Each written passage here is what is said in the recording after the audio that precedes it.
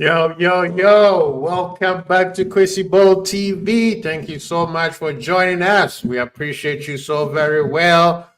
It's been a great weekend. Hope everybody was starting a great week. Sunday is a great week. Beginning of the week, I got my man Baz in the building.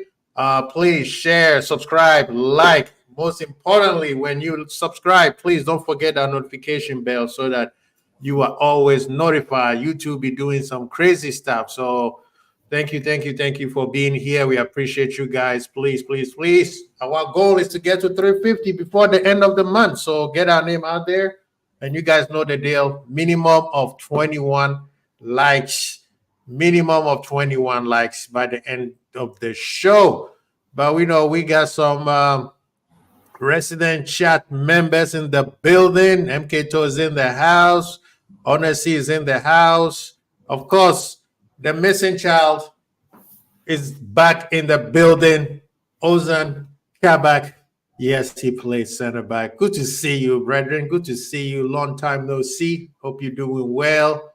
Yes, yes, yes. Clean sheet. That's the name of the game, man. That's the name of the game.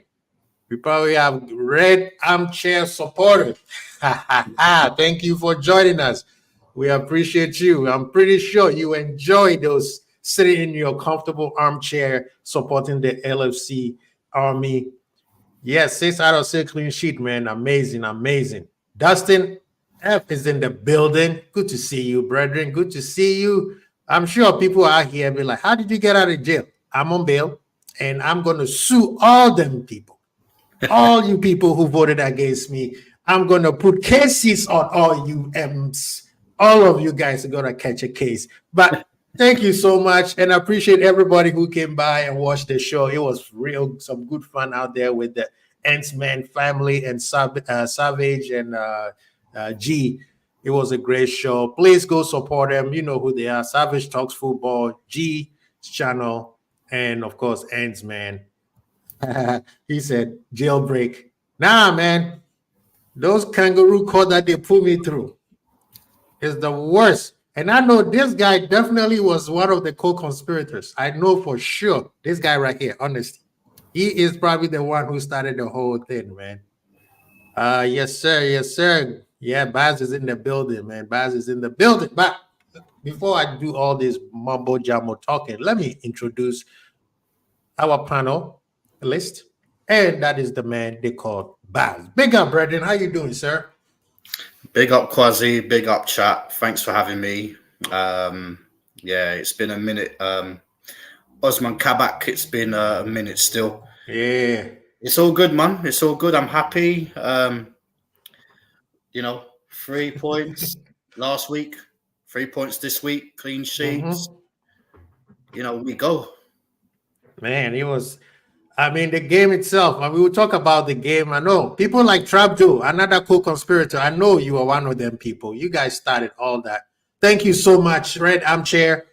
Justice for me. Thank you. Yes, please get the likes up. Get the likes. At least get me up there so that I can be able to get those super chats so I can, pay for my net legal counsel because I would need it. Because when you have people like Trap Joe, Honesty, and some other men, they're trying to put me in jail. But anyway, let's get back on the match. What do you think about the match, Brendan? How did you, I would say conspire, like watching the game, what was your, perception of everything that was going on? Perception. Do you know something? It just felt like Liverpool, win at home. We obviously in the last game against the previous game against Brentford, we weren't that great in the first half, and in the second half we picked up and we got our win. This game similar but not so bad in the first half. Yeah. Maybe that was because we were at Anfield. We played a lot better. But yes. The second half we were a lot better, and I don't know. I think it could have been again tactics. Tire out the opposition in the first half, and then perhaps just like kill them in the second half. And Yeah. I think we did that. There was maybe about 3-4 players in my view that were great today. Some were just average, but look, it's only the second game, the first game at Anfield. You know what I mean? So yeah, overall it was we dominated it. You know, dominated the game. We played.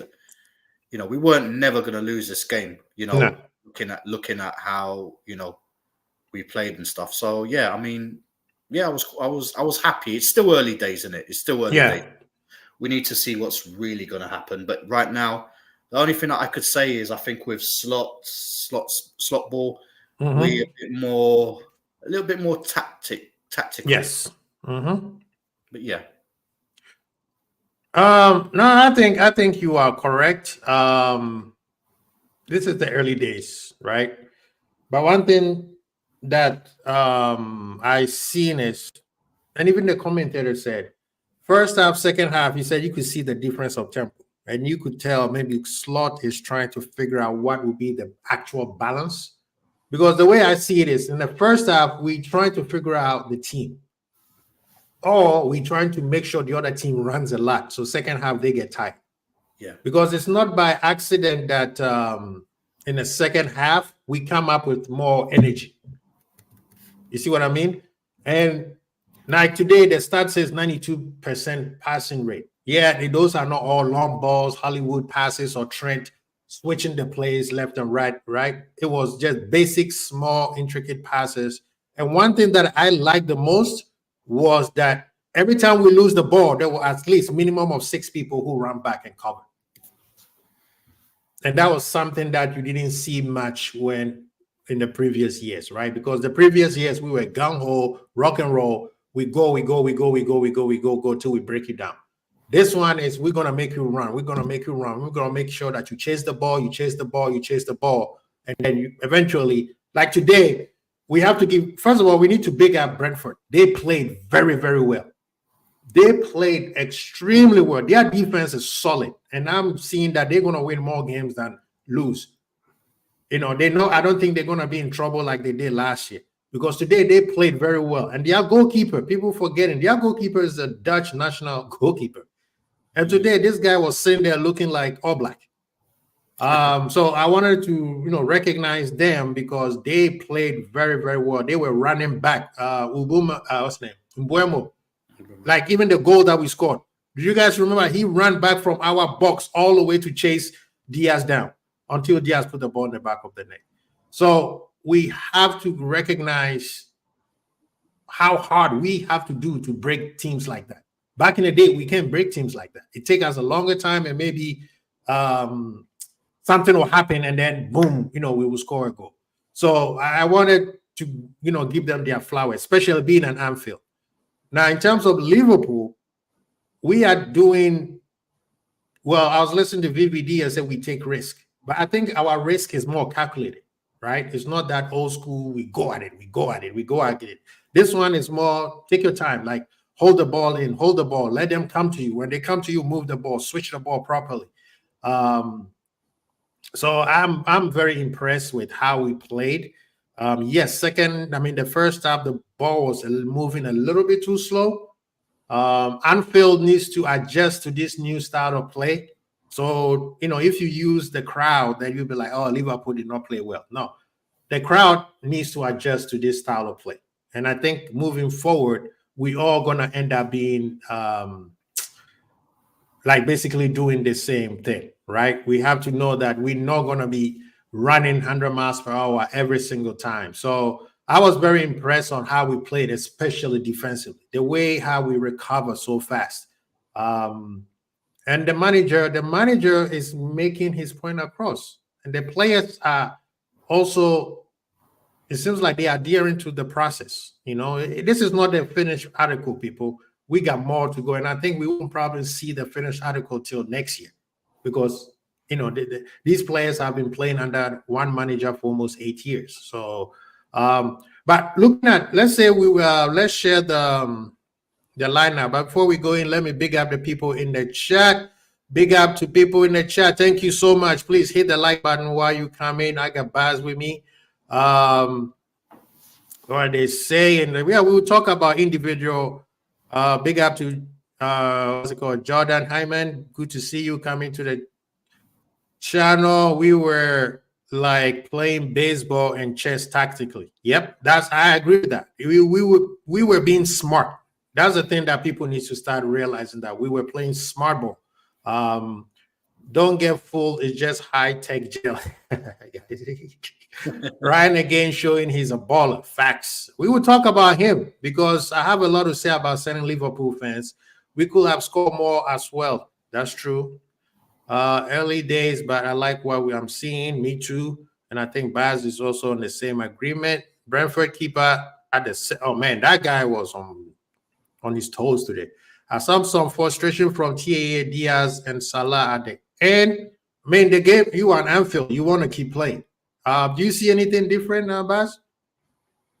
What, in terms of the frustrations? Yeah, because when they got subbed, you could tell they didn't want to be subbed. Yeah. But to be fair, it's a marathon, isn't it? It's not like sprint. So people like Trent, and the others that came off.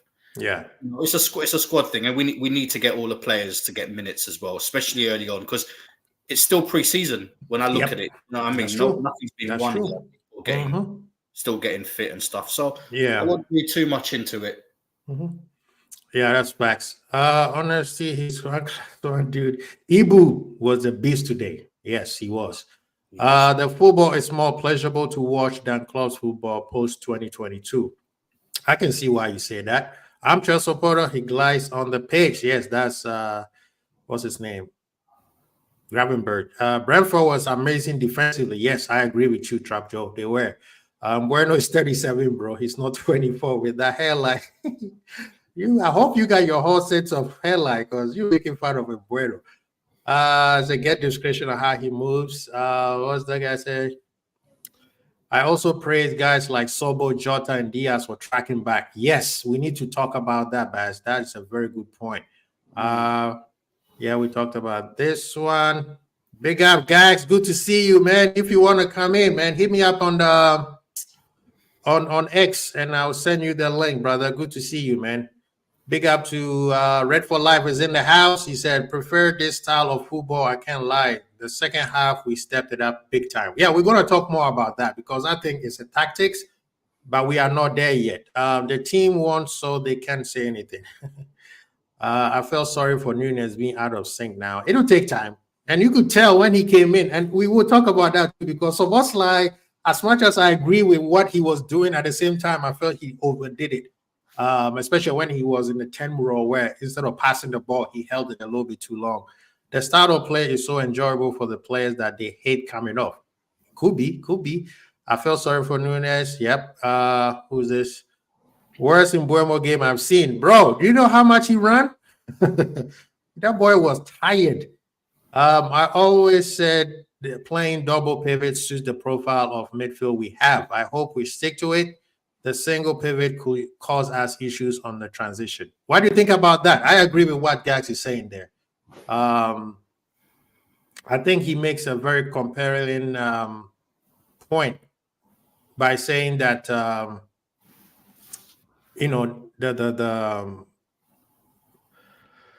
style that we're playing right now is better for our midfield than doing a double pivot is better than doing a single pivot. What do you think? Look, at the end of the day, if my team wins, I don't care what system we play. Look, we played the 4-3-3 over the last few years. This time round, we're playing with the double pivots. There could be reasons why. Maybe he's still assessing situations. He has played like this before for his, he's set up for his previous club final. But look, we were okay. We're okay. We got the players to do it. So So why not? But the most important thing is, like, defensively, we were good in the last game. Yes, obviously, Brentford. Not Brentford. Ipswich were at home. The euphoria of it all and stuff like that. They gave their best, but they weren't able to breach the defense. And then again today, we were solid. We were because we had those two, the pivots protecting the back line. And that's what we need. That's what we need right now. We don't want our central defenders, being burnt out because they're having to do a lot of covering and running and protection, stuff like that. It's going to take a little bit of getting used to. But, we'll see, in games, like, no doubt they'll probably be changing certain things. I mean, the United game is going to come next, I think. Yeah, that is going to be a good test. Yeah. A good test. Yeah. Yeah. Gax, can you hear me on IG? And I'll send you the link. He's like, "Where see my hairline is had one visit to Turkey." I mean, Mo Salah, you guys see Mo Salah's hairline, man. He's growing back. Why are we saying, Baz? Are we going to see Turkey or what? Bro, I'm good, man. I'm good. We still need to sign a 6 and then have his Jesus breaking the curse. Double pivot is safer. Yes, it is. Question: has Trent been cooked those 2 games? I don't remember when he got cooked.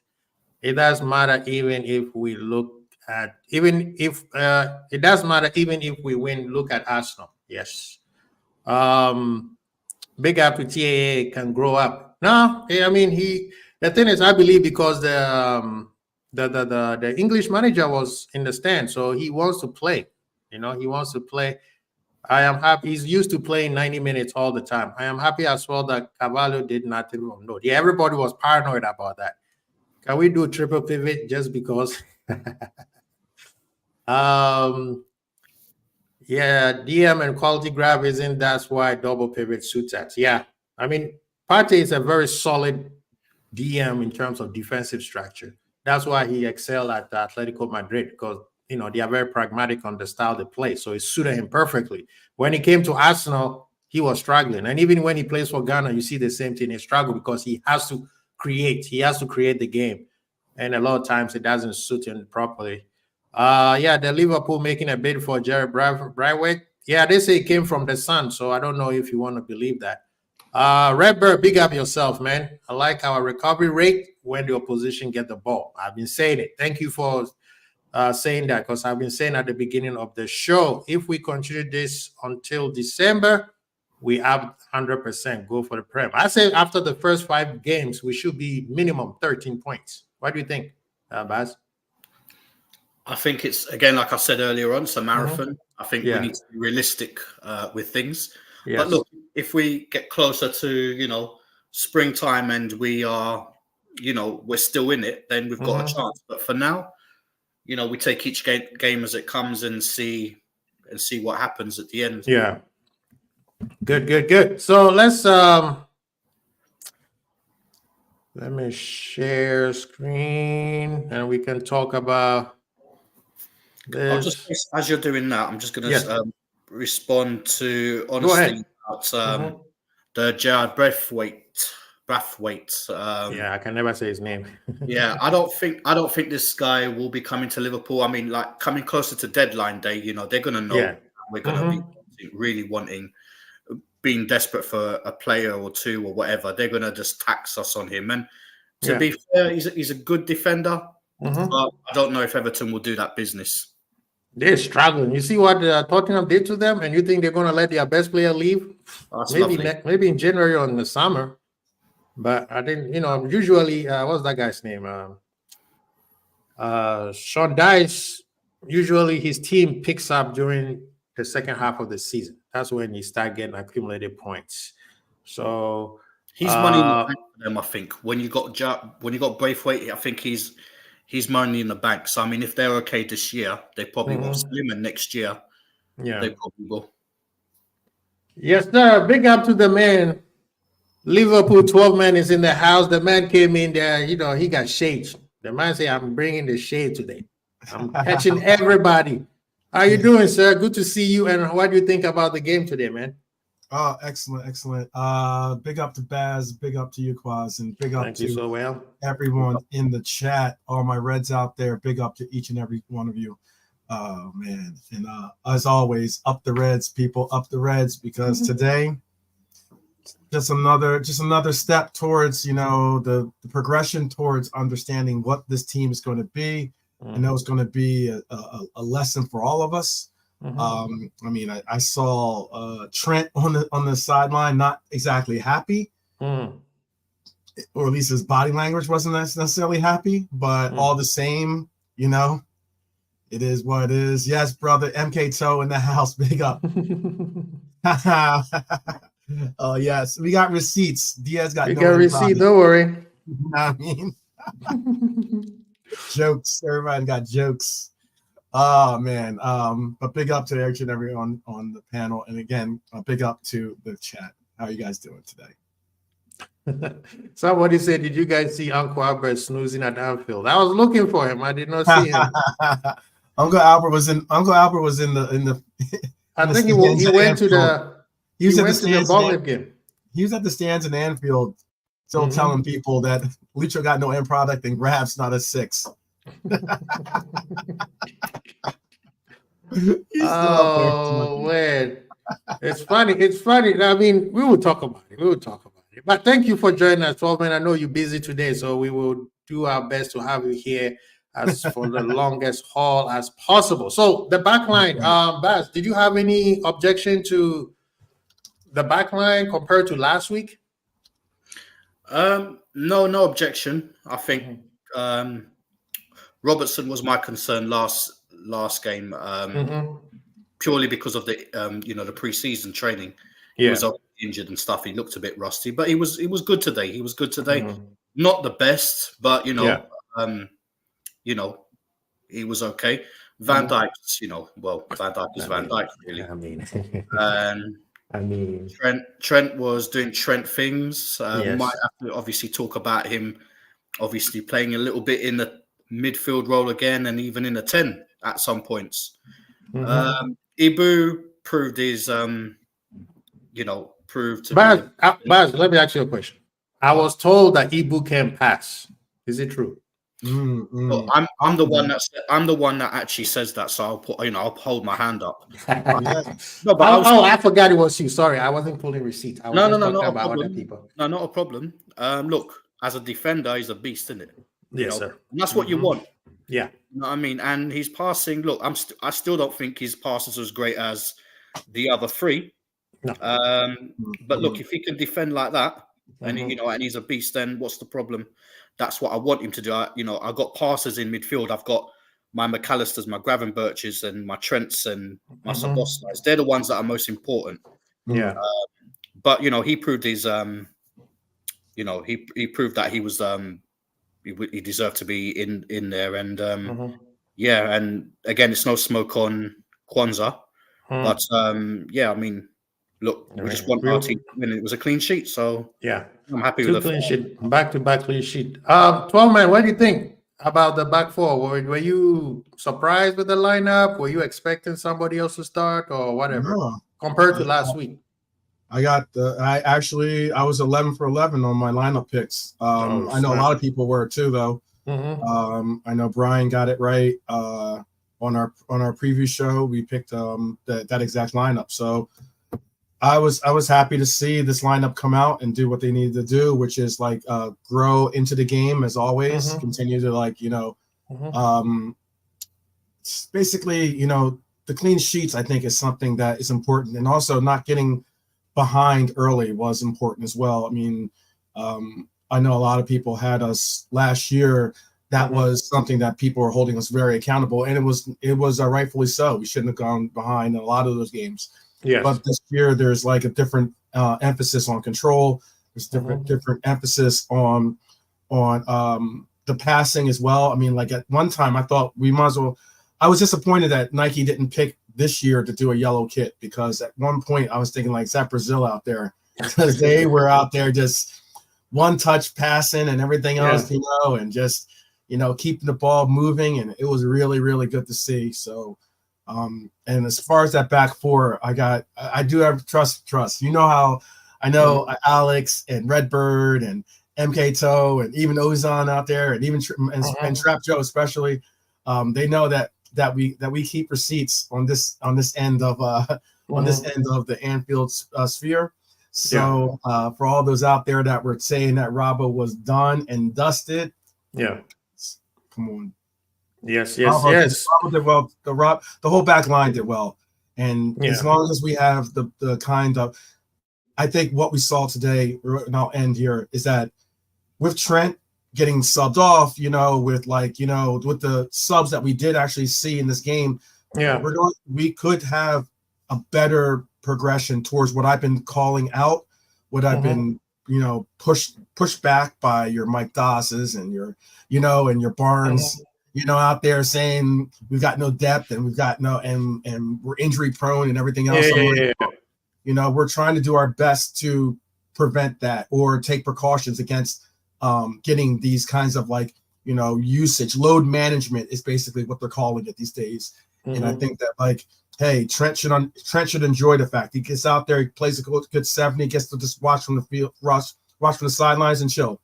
There's no point in trying to gauge. It didn't make. I understand. I just saw a video where even Jota is trying to cheer him up. But I like what the manager did. The manager saw that he wasn't happy. He went straight away to talk to him, explain to him, and I think from what I heard, the manager tells them when he's going to sub all of them, unless maybe he subbed them quicker than he was expected. But the manager is looking at it like, yo, we got Man U coming up. And then after that, you go in for international break. I need you at your, I need you to be healthy. And if people don't know, Gravenberg is actually injured while he was playing. He has a tight, he has a tight groin issue. Same thing that Curtis had, but his was a little bit manageable. But today, you see him running back, from back and forth, which was amazing. Something that we haven't seen from him in a long time. I can see why Kwesi needs to sell Salah and get him Musiala instead. I mean, don't start with that. I'm on probation. They say I can't talk about transfers. But let's talk about the midfield. Baz, let's say Gravenberg is not he's not a final article. We know that he's still young. He's going to grow into this new position. And especially today, the commentator on my side said he is so impressed on how Gravenberg and McAllister was able to communicate so well and played it. They were very, very good in that double pivot. So what do you think about the two pivot midfielders, the way they play today? All right, just very quickly before I go on to those two, I just want to bring up something about the Trent thing. Look, he came off around the 70th minute, 72, 73, something like that. That's 3/4 of the game. The game was already won. Yeah. For him to go and sit down or be pissed off about it, that's not cool. Yeah. And not to mention, I'm not trying to make a big deal out of it, but the point I'm trying to make is I'm a guy about my team wins. I don't care who's on the pitch. I don't have a favorite. But Trent is important to us for real. All right. And he was today. But, at the end of the day, we've got Connor Bradley as well. And I don't even stress when someone like Trent comes off the pitch anyway, because Bradley is a great, fullback. Maybe he's not as good as Trent in terms of the passing and what he offers, but hey. So, I wouldn't read too much into the Trent thing. And, he needs to pattern up a little bit and realize it's still pre-season. He's still going to get this. And, like you said, we've got big games ahead. All right. So that's my view on that one. McAllister and Gravenberch. Right. What I'm going to say here is McAllister, I think, played pretty much like he did last game. And what I mean by that is I think 12th man corrected me last time about he didn't have the greatest game. Yeah. Pretty much the same game. It was just an average Joe game, an average game. He played a role. He played a role. That's what I'd like to say. Probably wasn't very attacking. He was just doing simple things, and it was tidy, neat and tidy, which is good. Which is good. Gravenberch played decent. A little bit better than obviously McAllister, because obviously he had to get his foot in there a little bit more. Obviously got a yellow card later on. Yeah.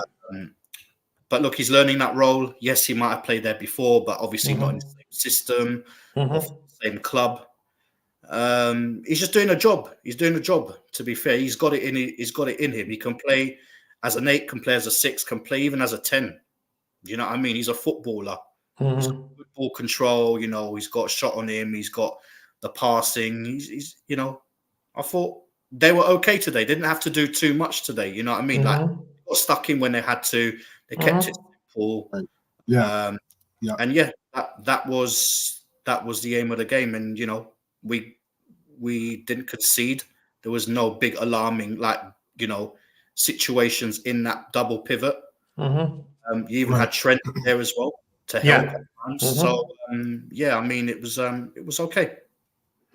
And I like the defensive structure of the whole team. It's amazing. Like, we will expand more about that. But yeah, I agree with you guys. Gravenberg and McAllister did, especially defensively. They were, in the beginning of the game, they were very, very sharp in terms of defense. Gravenberg, when he loses the ball, guess what? He runs back and then he recovers.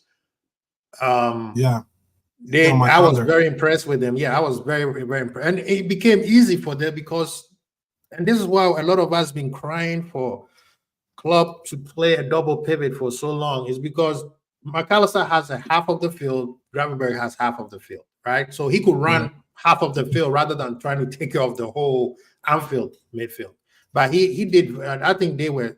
Oh man, I was so impressed with the defensive side of the game more than the offensive side of the game today. I don't know why. Yes, sir. Sorry to cut you, but obviously, you know, when you were saying that, you know, Klopp, you know, a lot of people wanted Klopp to play double pivots. Yeah. Yeah, you know, that's probably the better for the team. But you see, Jurgen Klopp, he's the way we play is more emotional and more attacking, and it's more, you know, it's more like heavy metal, like they say. Yeah. You're not going to see that with this guy, with Slot. What you're going to see here is more tactically. He's going to be a lot better.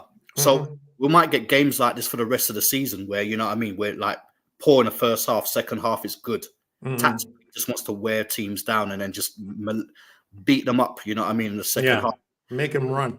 Yeah, and you might not even necessarily get players like, you see, I was saying McAllister's had 2 average games, but he's been okay. He's done his job and stuff. I like what you say. Okay, let me ask you this way, and 12-man charm on this. McAllister game looks average, but then when you look at the amount of work he's doing, it's not average. I think that's what last week a lot of people said, he's average. I'm like, yo, he was running back and forth playing defense. Yeah. You know, he's still, like Baz said, he's still trying to figure out this new system. I think it's eye testing, isn't it? Because, you know, when you see McAllister, you think free kicks, you think penalties, you think forward line. You don't see a lot of running back, but he's got that in his locker. That's what I meant with the 2 of them. The 2 of them have got that. They, you know, what they did is do what a double pivot's job is: defend, attack. You know, play clever balls in and stuff like that. Take the heat out of the game, things like that. Take a foul. You know what I mean? That's what they did, and it wasn't Hollywood. It wasn't Hollywood football, but it was required for the game.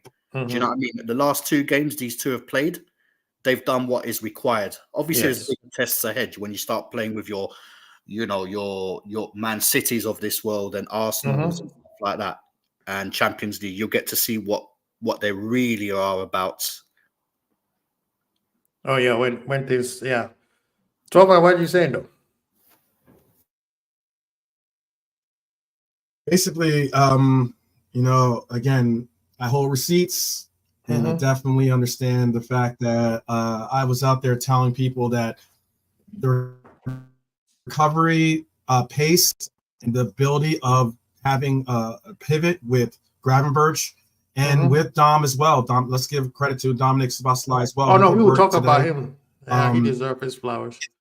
It's going to make a difference, and that's the reason why I'm trying to, you know, enlighten. I'm not gonna say educate because I don't want to insult people, but I mean, like, I'm trying to enlighten my Reds, you know, to bring them up so that they can understand the fact that yes, we have a club that now has the ability to recover and have plenty of players back in defense to handle counters. That makes a huge difference when you're relying on possibly a quote unquote wash fab or a quote unquote, wash Hendo, or any of these other players that were in our midfield. They just didn't have they might have had, that workhorse ability or mentality before, and I'm not knocking them for that, but they just didn't have that extra gear, or they didn't have that athleticism that was necessary to get back into position. And that's why I keep saying, you can, all the haters can say what they want to say, but the bottom line is, this team is a great team if they can be coached into what this manager is, or this head coach is trying to, really bring out in his system, and it works. It honestly does work. I'm glad to see it. No, I agree with that. I definitely agree with that. And Slot, per what Honestly said, he said he's trying to protect him. He doesn't just only need him for 2 days, like Baz was saying. It's a marathon. Szoboszlai, today we saw Szoboszlai in his favorite position, and that's the number 10.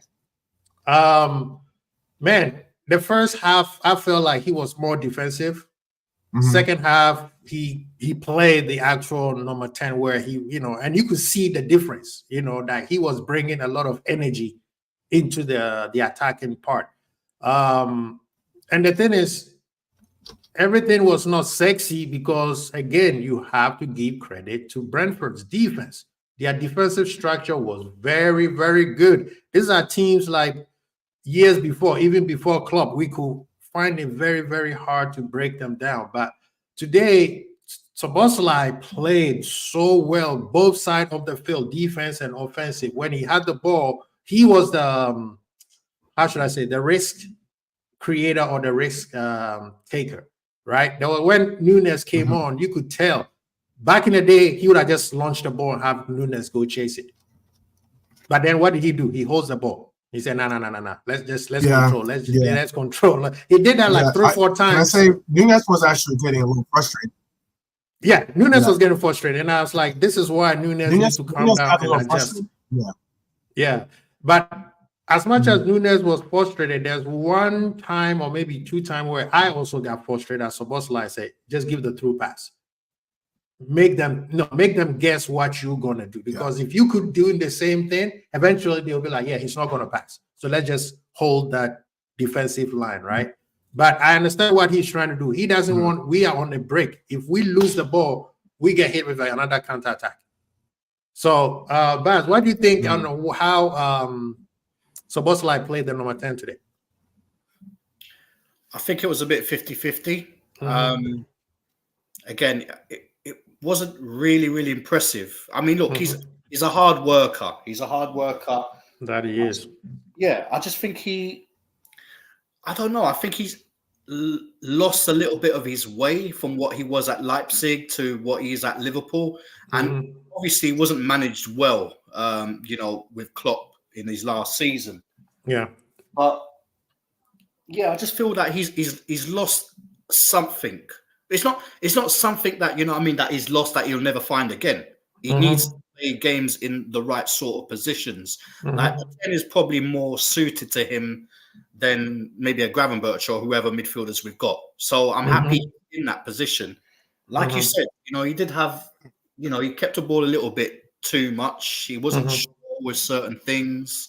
There was one occasion that he was in a great position and then he fell, he dropped, and then he reused the ball.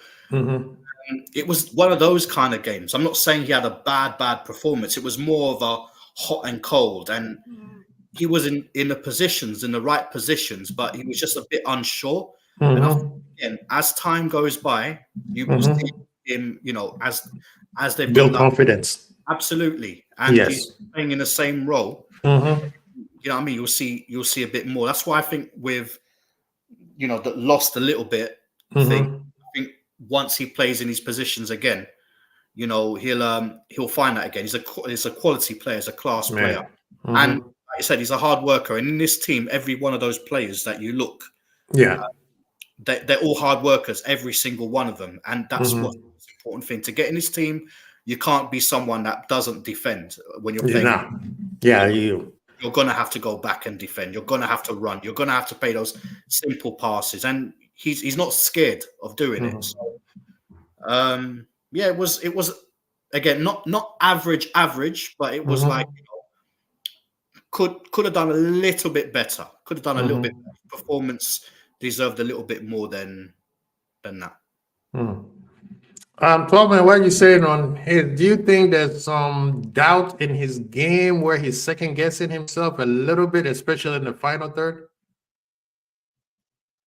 I don't really look at it that way because, like, we just gave praise to like Maka. You're just giving praise to Maka for what he did, for how he's working off the ball, and how he's like he's not necessarily as as you put it, Hollywood or box office self with the numbers and with the with the shots and everything else, but he's working. And it's like, I'm someone that unlike, I'm not calling out Baz, but unlike some people, I'm someone that does give credit, and I do give I give important shouts to players that, despite the fact that you're not scoring or you're not assisting or something along those lines, you're still not a negative on the team. As long as you're a plus, your plus minus is a plus for me, I'm good. Because if we have all these pluses on the board, chances are we're going to have it. We have a good result. So with Dom, I'm looking at it as he kept his head in the game. He was pushing back. There's a couple of times he had a couple of recoveries that were very, very important recoveries. He had also a couple link up plays that he did well with. And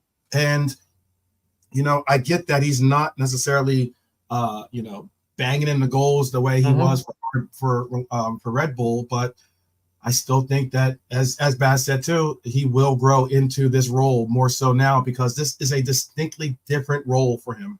And when we see the best of Dom, I think we are going to be very proud that we didn't prejudge him like some people have, in the sense of saying, oh, Dom needs to go, or Dom is a shell of himself, blah blah blah, all the hater stuff. So big up.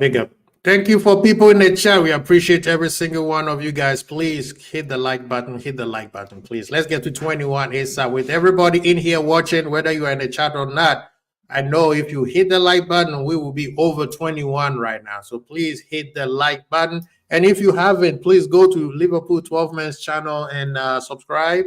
And if you haven't, go to LVTV to also go subscribe on Baz's channel. Please, let's do so and support the Liverpool community. LVF CTV. LVF. Yeah, get it right, man. I got you. I know, man. I got you. I'm sorry. But let's talk about the front three. Did anybody assume that somebody else should have started over anybody? No. That's the front three that right now. I mean, I'm like, being honest, I did call for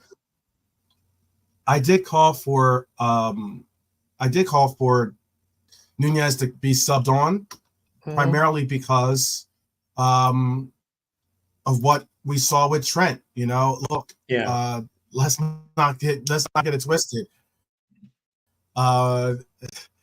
When it comes to load management and maintenance of a player, one player that we have to maintain is Diego. Diego is one of our best scorers on this team. He's one of the most deadly shooters on this team. Diego, hot to the shota, and we need him to be. We need him for the long haul this year. So if that means doing a rotation with Nunez, I'm cool with that. Giving Nunez the role of getting a late sub, a 65th or 75th minute sub, so that he can go against a pretty tired defensive back line. I'm cool with that. If it means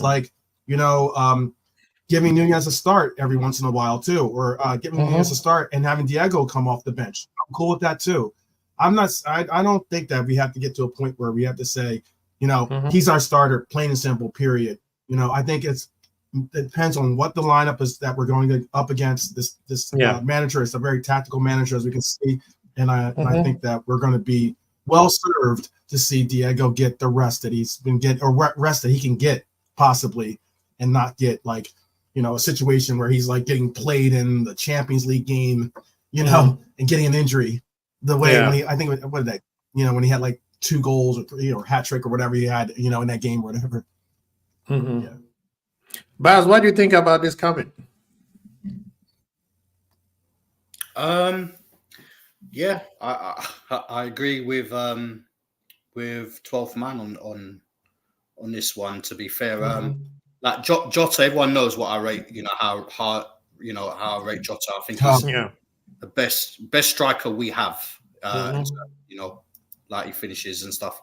And we do have to manage him correctly. And I think what's great is that he's getting this opportunity now. As it's pre-season, again, like players, they're not. There's no game, no leagues are being won at the moment. There's no big decisions and circumstances. Yeah. So players are not hard right now. They're still a bit rusty. He's just working out his form. There's the chances of him, getting in for a tackle or something like that. It's relatively low. Whereas there's a lot more to stake later on. I think. Look, he did well in his last 2 games. And doing well in your last 2 games, you're scoring and you're assisting and stuff like that. Then it's carry on, isn't it? Really. And the chemistry works out stronger between the 3 of them, the 3-4. And Jota was good. Puts in a shift all the time. Obviously, Salah doing Salah things again. I think he scored about. I thought he was good today. He played well today too, actually. Yeah. So, he's outside of the foot passes on the wing. He's swerving and stuff like that, and him taking on players and stuff. He looked to be at his his normal Salah self. And in terms of Diaz, look, Diaz did something today that he didn't do in the last game. He scored a goal, and that's not to knock his performance because he played well. Just last game he did play well. He didn't just score a goal, and he always does. Always does. But today he finished it with a goal. No one's moaning now because that's all we want. We just want. He's capable of more, and even in his interview afterwards, it was translated by McAllister, but even himself said that he knows that he's got to have a bit more end product, and I don't think maybe some Liverpool players might have agendas. I don't know, and they're entitled to their opinion. But me personally, he works hard. He's a great ball carrier. He brings sauce, and if he can finish, then deserves to be in the team. And the thing is, today, Diaz's defensive game was top notch. As much as I don't want to compare him, but he reminded me of Mane today. No. Like, people need to go back. I know you guys will watch the game again. Go back and watch how much he tracked back and got the ball. There was so many times, I think maybe that's why as a slot sabbed him, because he ran his socks off today. Like, he defended very well. That's the thing that I said today. I was more impressed with the defensive game of Liverpool than the attack, especially even the attack in the second half. It was nice. And I know MK2 wants us to talk about the ball where Salah started from the right side and ended. And that goal, if that goal had ended in, that would probably be the greatest goal Salah has ever scored. Or even the greatest goal Liverpool have scored since the modern time. I know Suarez has had bangers. Salah has had bangers. Gerrard. But today, the passes between, he went from the right side all the way to the defense. That's why I said today you have to give up to the Brentford defense. Because that defender read the game throughout. Any other defender will probably say, oh, he'll probably offside. Or the defender will probably be like, I'll let it slide. He's not going to score. But Salah movement and the team recognized the 1-2 pass between them. It was total football. Thank you. That was total football. And the only time you see a goal like that will be when you were watching Tiki Taka during Pep Guardiola years at Barcelona. I thought that the front three passes today was good. Salah is adjusting himself. He's not going to be playing the old Salah that won us the league. He can't do that anymore. Like taking player on and dribble three players and trying to shoot from the left. Those days are over. Right now, Salah is adjusting himself to the new way we're playing. Because if he tries to play the old Salah, he's going to be found out. And as you can see, someone's like, how do you say that? Well, have you realized that he's passing the ball quicker? He's releasing the ball faster. He's not holding the ball a little bit too on, trying to do a 1-2 or not 1-2, but trying to take a man on and lose the ball. One of my concerns was he was not tracking back, or he always let the ball hit his shin and then lose the ball. Nowadays, the counterattack goal started off him. So yes, like I said, a lot of things we have to get used to this new Liverpool. But we also have to give big up to Gakpo and Jota for something. And that's why today I said Flecking today looked like Oblak. Jota had a shot on goal, and somehow the goalie saved it. It deflected off a defender, and the goalie still saved it. Gakpo came off the bench, and you could see this guy is sharp. He's hungry. Did you see the shot that he had from 35 yards away? Yeah. Oh, and that also went off, hit the post today. Today we hit the post, 4 times? And Nunez was not even playing. But yeah, so in terms of the attack, I'm very, very impressed with I think it was Tapse who was saying, let them play and let them gel. I think they're gelling. And I think Gakpo, you could tell when he came on. That's the question that I think, Baz, you brought up on the defensive side. You said when Trent went off, Bradley, there was not that much of a drop-off, right? Mm. When Gakpo came in, I didn't see any drop-off on the left side. No.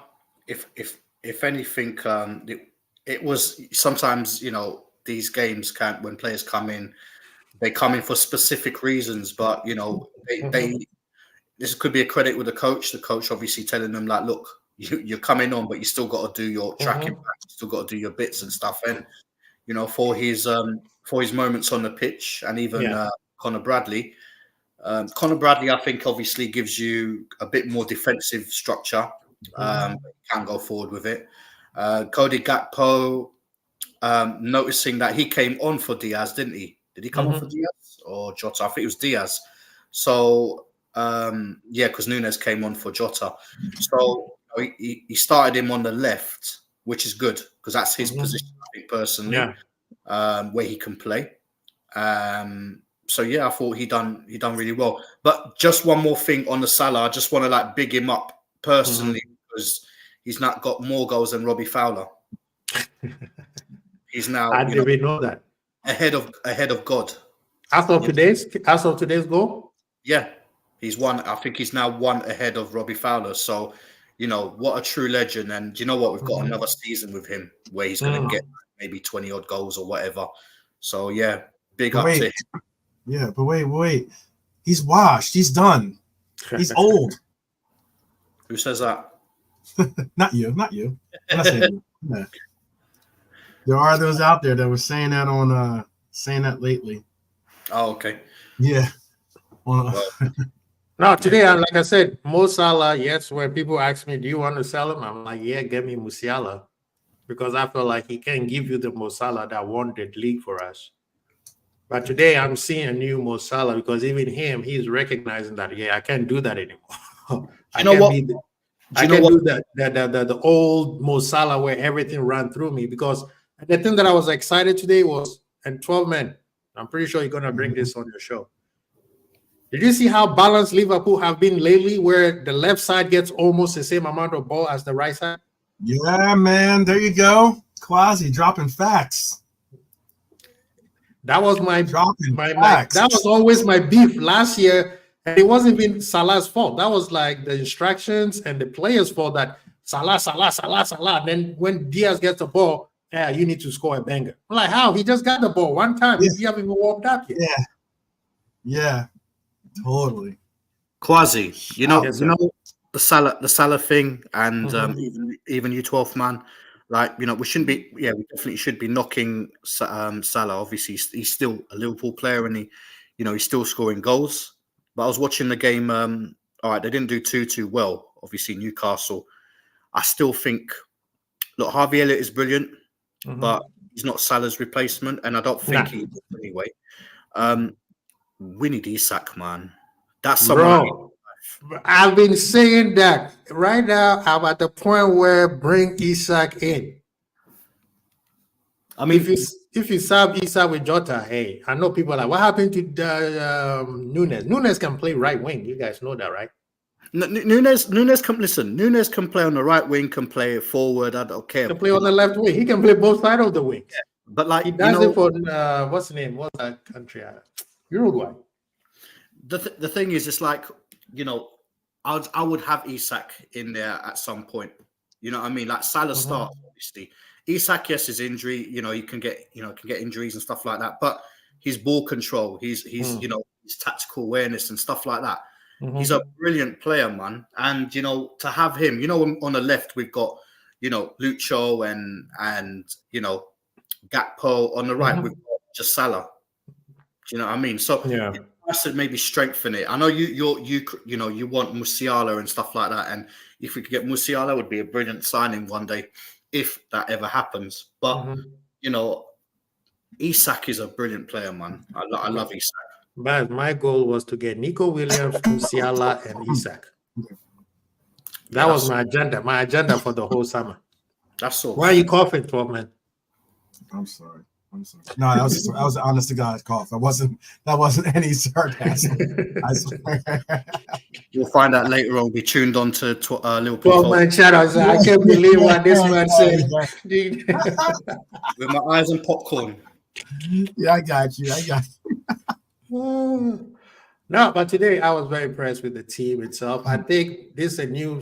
We just have to get used to it. Anfield was quiet. You could tell Anfield wasn't sure how to adjust to the new style of play, because when we start playing well, you see the volume goes up, and then we calm down, and they'll be like, when are we going up? Compared to Klopp, where it's like noise.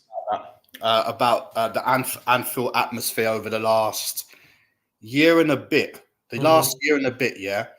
Anfield is very not subdued, but very not. It's not as rocky. Yes, rocky. Yeah, I agree. 2 years ago, and obviously you could see, like, towards the end, after 90 minutes, it was singing Slotter's name, and then a little bit towards the end and stuff like that. So they are buying into it, but it's still a bit quiet. I'm not sure what's going on there, but I think, obviously, when we look at the last couple of years, we haven't been super successful as we have been the last few years. Right. I think when we do start bringing in trophies a little bit more and stuff like that, and maybe, the feel-good factor, maybe bringing in one or two players or something, maybe we might get that. But I have noticed Anfield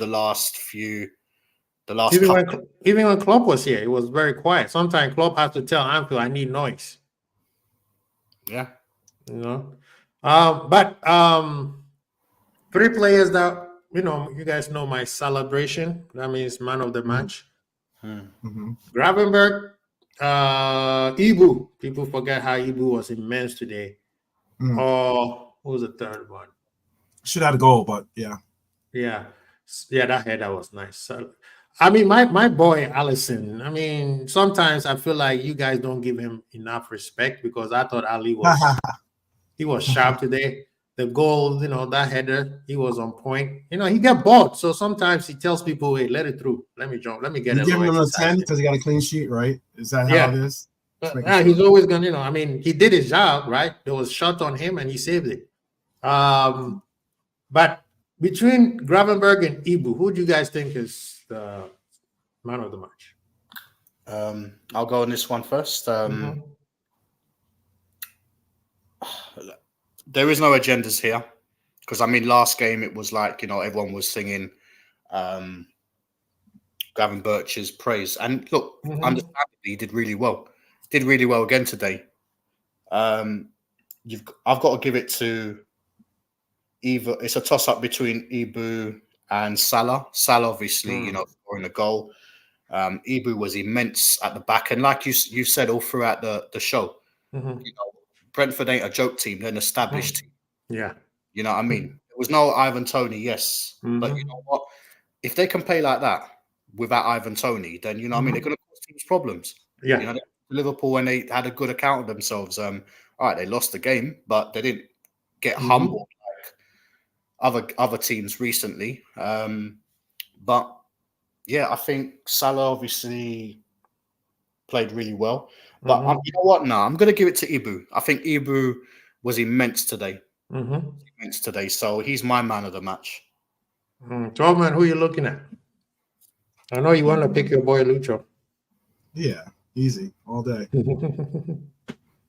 For today, you know, consider all things considered, man. I mean, like Lucho did get man of the match on. I mean, like you guys listened to his interview. You know, still talking about Ibu and the other players, and shout out to them because they deserve their praise. But I mean, like, you know, for a player that gets so accosted by so many different people, and there's always some agenda against him on some. Oh well, he's not good about this, or he's not good enough for that. Even when he does well, he's not good. He's not good enough. He needs to do this, or oh, that's what we're waiting for. Today he came and he put down, and that's why I got to give it for Lucho. Viva Colombia, and big up to him. You know, the crazy thing is, that was is it Dustin? Yeah, Dustin said Virgil had a low key great game. Virgil, I think this style of game makes him bored, man, because he's, bro, like, what can you say? There's a pass where he switched the field from his side all the way to Salah on the other side of the corner. And Salah also made the pass look nice by trapping the ball very nicely too. And I was like, I remember that Arsene Wenger was being, you know, he was commentator and said everybody wants to be everybody compares themselves to Virgil and Diaz and Virgil and Diaz. He said the difference between all the center backs in the world and Virgil is Virgil can get the ball and switch the field and hit Salah in the forehead. Quasi, you see, the thing is with Virgil, yeah, it's expected of him. That doesn't mean that we should just like not ignore him. Of course, he's a brilliant player, and when he has man of the matches, like super, like, you know, say he keeps, you know, someone like a Haaland out, everyone's going to talk about that for sure, right? And even your boy Ali, and it's not even your boy, it's my boy as well, because Ali's a brilliant goalkeeper. But it's one of those ones that you expect from them anyway, because they're the elite ones, isn't it? The ones that always play. Yeah. I mean, and even to a point, like, you know, I was just listening to what 12th Man was saying about Lucho. Yeah, you know what? I mentioned Salah and I mentioned Ibu. Lucho definitely was up there as well. I didn't say it, you know, I'll put it on the record now and say he had a brilliant game as well. Oh yeah, I think he had an amazing game. Yeah, he did have an amazing game. You know what? He had an amazing game. I was just looking at it perhaps on what you see with me. I was looking at last year and I'm thinking, we conceded some really stupid goals. Bro, you know, the commentator did a stat, said Liverpool gave away first goal 18 times. Right, exactly. And That's you see crazy. Today, I was looking at improvements. Yeah, and I'm looking at improvements. I'm looking at, okay, you know what? I know someone like Diaz or Salah. Salah will score goals. Diaz will always work hard and carry the ball and maybe score some goals or miss some chances, whatever. Yeah, he does Diaz things. Yeah, Ibu, he's not always in the team. Yeah. You know, through injury or through, you know, like Kwanzaa, obviously, you know, was picked ahead of him last year. So, I mean, like, in terms of that, that's why I gave it to him, because on that, you know, since the start of the whistle, you know what I mean, those leaps, those clearances, you know, stuff like that, he was solid at the back, and that's why we didn't concede today. Yeah. Yes, Diaz, obviously, he does it. Diaz, I don't think Diaz ever has crap games. He might have maybe one or two, but very rarely, very, like, you know. His final third that people, you know, most people, and I'm glad that he scored today because Gordon scored. So, you know, it was coming. Yeah. But you know what? I'm not even thinking about Gordon. I mean, like, if you tell me, like, if we bring Gordon in, say hypothetically we keep we buy Gordon, we have Lucho, and we have Gakpo. Who starts for me out of those three? I'll always say Diaz. I prefer Diaz out of the three. And that's regardless if he scores goals or not, because what he offers Liverpool is trickery on the ball. He can carry the ball. He works hard. He's, he will sacrifice his, his whatever for the team.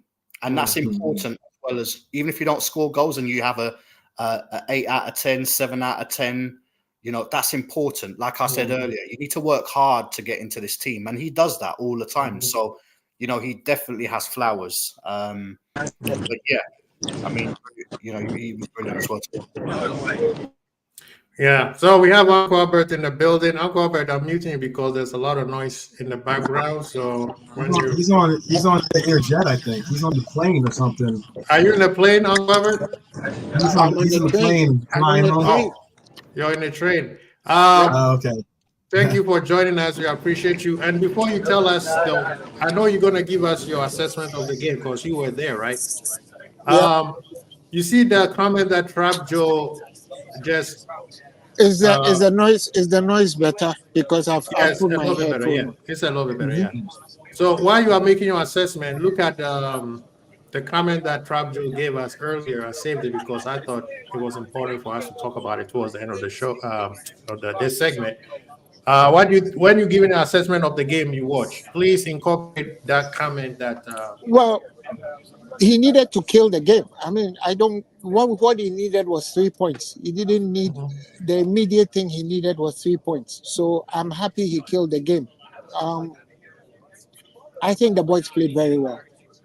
The score line was flattering to Brentford. They should have gone down by about 5 goals. I think Trent was the man of the match. And the sooner those people sign that boy to a new contract, the better. Because he was absolutely incredible. Incredible. And of course, my nemesis, Luis Diaz, played very well today. Officially, he was the man of the match, but I still think the man of the match was Trent and McFlecken, the goalkeeper, the Brentford goalkeeper. Yeah. Now, I made a comment on Twitter that a lot of people went and watched the game so that they could say Liverpool needs a 6. When you watch Gravenberg and McAllister, what was your assessment on that? If Gravenberg is not injured, we don't need one. That's big. Oh, yeah. That's big. Wait. That's very big. No, you need to expand on that because I don't think people heard it. And people who are jumping in and out the chat, y'all need to come back and listen to what I'm going to say. I want to add something to that. You know, there's something. Real quick, Uncle, you got 2 people who want to comment before you go. Yeah, go ahead. You know what? Uncle Albert, you're 100% right. He can do a job there, and he was decent today, yeah. But this is the thing, all right? If he is injured, we have a problem. Oh my God! If anyone's injured, we have a problem. I mean, we have a problem because look, we're selling players. Stop this Chicken Little stuff, man. You're bigger than that. Chicken Little is like the sky's falling. Okay, cool. Come on, bro. You know. One minute. So you're telling me we're okay to sell players, yeah, and just don't bring anybody in? We're selling we're selling players that aren't even in the starting line. Yeah, but it don't matter. These same players played last. Some of these players played last year, or all right, maybe you might say Carvalho didn't. Yeah, we bought him as a money ball. Yeah, we made profit on him. I get that. It's great business, but he's still one player that's gone. Seth Vandenberg as well. If we get injuries now, all right, say Gomez goes, or we have issues at the back, or whatever. Yeah, he goes. We don't have another player to cover him. Gravenberch, Matip obviously is gone now. We need to have cover. And this is what I don't understand. Like, we can't always say, yeah, let's start with the same 11. When these guys get injured and you don't have anyone to bring them on, then what do? We need to bring in a player for sure, because we're going to play 60-odd games if we go through finals and win stuff, yeah? And every season we want to go to the final. But you can't just do it with 11 players and hope to God, like he was carrying an injury today. What happens if he, in training, he pulls that hamstring or he pulls that thing and then he's out in, against Manchester United, and then we bring in someone to replace him, and then we start saying, yeah, you know what, we missed him today, and we brought this guy in, and he wasn't as good, and stuff like that. We still need good quality players to fight, So I think definitely we do need players to come in. I'm not saying bring in 10 other players or bring 6 or 3 or whatever, but we do need to always improve our squad. And I think when you're selling players, you're making 50, 60 million pounds, and you're trying to get a goalkeeper, and even that you don't, then we have the right to voice an opinion. I get what you're saying. I get what you're saying, but what I'm trying to say when I say the Chicken Little stuff, this is what I'm trying to get across. If ifs were a fifth, we'd all be drunk. Look, we can all talk about what if. What if they don't get injured? What if all of a sudden this player scores a hat trick and goes on a scoring streak? What if? As many ifs as you drop, I can drop ifs saying the opposite. I'm trying to get across that, yes, I expect the best. Prepare for the worst, expect the best. That's my motto. I understand that perspective, okay? What I'm also trying to say is that the guy came out and did a shift today. Big up to him. And on top of that, I'm supportive of him in the sense of saying that, yes, let's see how you progress in this role. Rather than being like, oh, we need to get more people. We need to get more people. Like, I get that injuries can happen. Yeah, but I'm not just team before. But I've also talked about. I know. I got your point. I also talked about. But I also emphasized. I also emphasize. Let me. I also emphasize that. Let him finish real quick. I also emphasize the fact that this coach does a different procedure when it comes to load management with these players. We just saw Trent get all pissy on the bench because he got subbed out. He's not used to getting subbed out. We saw Mo Salah come off. Let me repeat that. We saw Mo Salah come off in the home opener. He was not happy either, really. But this is a different type of coach. So I get He had cover for Trent. Let me just land. He has a different procedure when it comes to maintaining his players. It's obvious, and that's why all this stuff about talking about injuries and doing this, bringing this on player. You're talking about an era of Klopp that's no longer here. That's what I'm trying to get across. And it's frustrating when you hear people speak in the past about things in the present. This has got nothing to do about the past. This is to do with logics and science. Players I'm getting a patchy signal. Let me. Yeah, Uncle Albert, finish with your point. Let me finish with what I'm saying. 12-man. The law of averages will tell you that somewhere along the line, players will be injured, and you don't know which of them is going to be injured. My thing from what I saw today, for me, can you guys hear me? Yeah, you're good. Can hear you. Can you? Okay, so for me, I've watched this game for a very long time. I have no problem saying something I thought is not what it actually is. I have no problem saying that if I thought something was the case and it isn't and I see it, I won't say that. Gravenberch's test will come on Sunday. If he passes that test, I'm sold. But the fact of the matter is that he still needs a backup because he's got a card today. As a 6, you need to get cards. Cards are your thing. You have to get cards. You have to get yellow cards. Sometimes you even need to throw the occasional red in there when you need to. So, especially in that role. As for his technical ability and his ability to play that role with support from Zoboslai and McAllister, he's excellent. I'm giving him an A, like from what I saw today, because he didn't have it easy from those bullies in the Brentford. If anybody knows, the Brentford midfielders are a bunch of big fat bullies, Christian Norgard and co. So I think Gravenberch played very well. I think If he passes the test at Old Trafford, then we're done. Then he becomes the premier guy, the go-to guy in that position, but they still need to augment the role because he cannot play 64 matches. My common sense tells me he can't play 64 matches in that role. They need to find somebody else who can play that place with him. But as for his ability to play in the 6th row, he's an A. No, He just needs to. He needs to get the asterisks. He needs to get the asterisks in at Old Trafford on Sunday. 100%. And you know what? Uncle Albert, you're right, 100%. That's what I said earlier on. I think there's going to be bigger tests, and it starts against Manchester United. Can they play in these roles? Can they play against the Diaz's and the Man City midfield, the Arsenal midfield, the United midfield later on? These are going to be big tests, and if he does pass them, then yeah, that's right. But even today, at the end of the match, when they were walking back to the tunnel, he was holding his back of his, like near his hamstring area. Things like that, yeah. He might be fit. He might be fit to play in the next game. I don't know, whatever, yeah. But when you see things like that and you don't know who's going to be playing in next, you know what I mean? Then you get concerned. And I think that's the only thing I'm concerned about. Like all these players, I'm happy. They done well today. They done really well today. They won a game. You can only beat what's in front of you, yeah. And they've done that, and they've done that comfortably, yeah. But what happens, and like Uncle Albert says, they are the law of average is 1 or 2 of these players will get injured, and it's just a fact of life because it's a contact sport.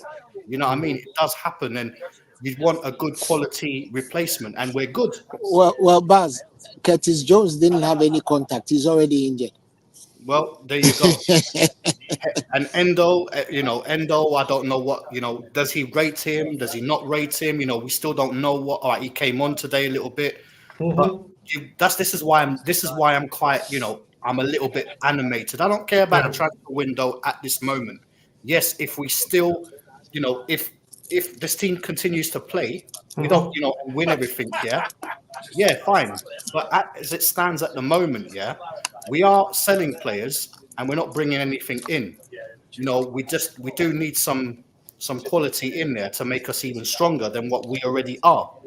And that's the only thing, you know what I mean? That's the only thing that I'm concerned about. And even if we don't, we just pray, you know what I mean? We pray. But again, law of average is players do get injured and we are going to be judged by that. No, I mean, I think 2 things can be true at the same time. I agree with 12 men at the same time. Yes, Baz, I agree with you. The thing that I didn't like with most Liverpool fans were doing is they felt like this guy can't play at all. It was just Ipswich, right? That's the power I didn't like, the backhand compliment that Gravenberch was getting.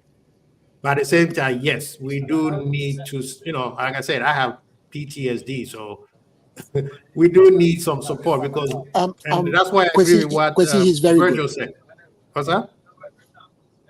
He's very, very good. No, he's very good. That's what I'm saying. That's why I didn't like when people were giving him backhand calls. Oh, he did very well. It's just Ipswich. But let's see, off the ball, he's not doing well. But today, off the ball, he was very defensive today.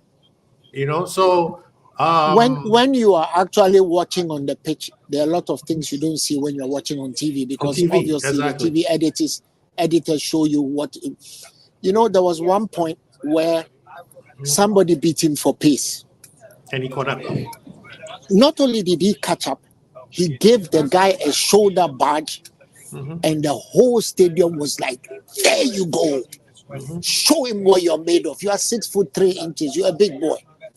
I think it was Lewis Potter, and that's where he got the card. He gave him a hard shoulder badge, and those are the kind of things you want to see in your 6. He's a very good player. Technically, he's really sound, really sound. He's a player. I've rated him highly. Like I said, we couldn't get Jude Bellingham the year. Let's like 12 man is saying, this coach comes with a different pedigree. So let's see if they can add finishing from the edge of the box, etc., to his game. And hey, we are cooking, man. Yeah, I mean, the thing is, the power. Let's just hope that, as if he messes up in 1 or 2 games, they want him we out don't right go away. chasing him with a stick. Yeah.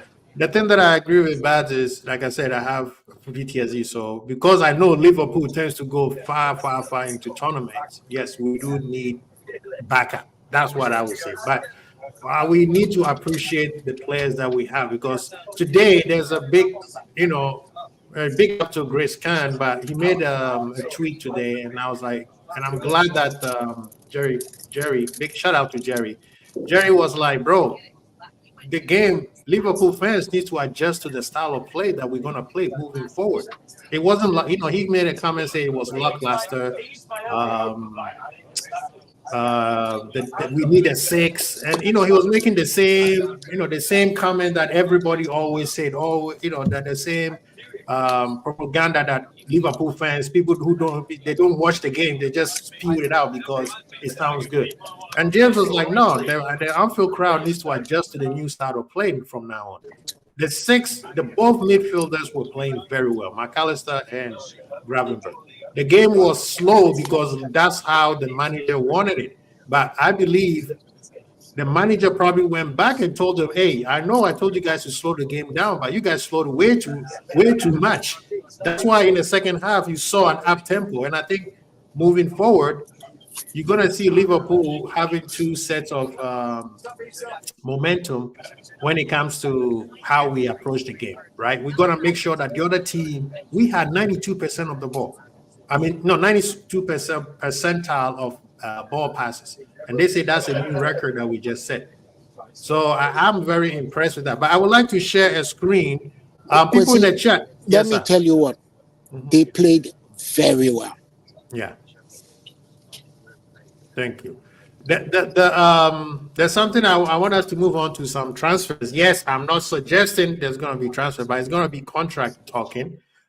Since I'm on probation right now, I can't talk about transfers. But there's a comment. Where is that? Oh, there it is.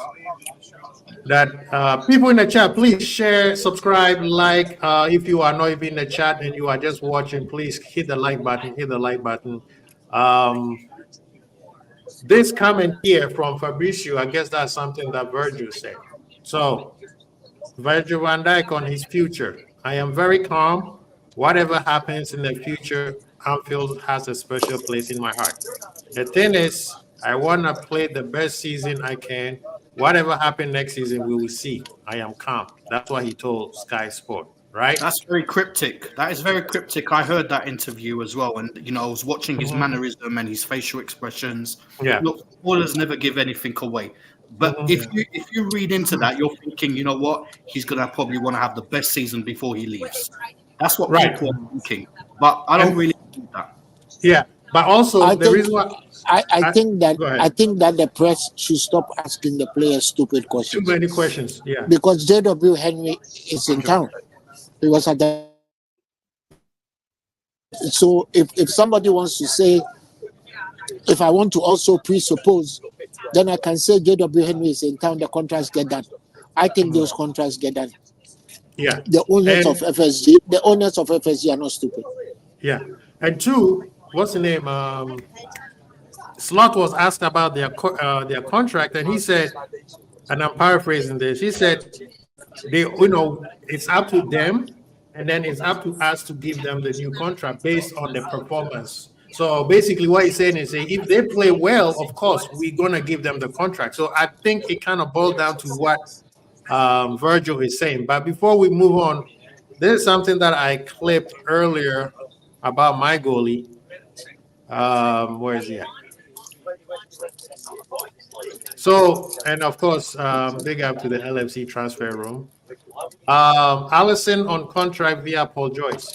Yesterday he had a very common sense interview with Paul Joyce, and I suggest that people go and check it out.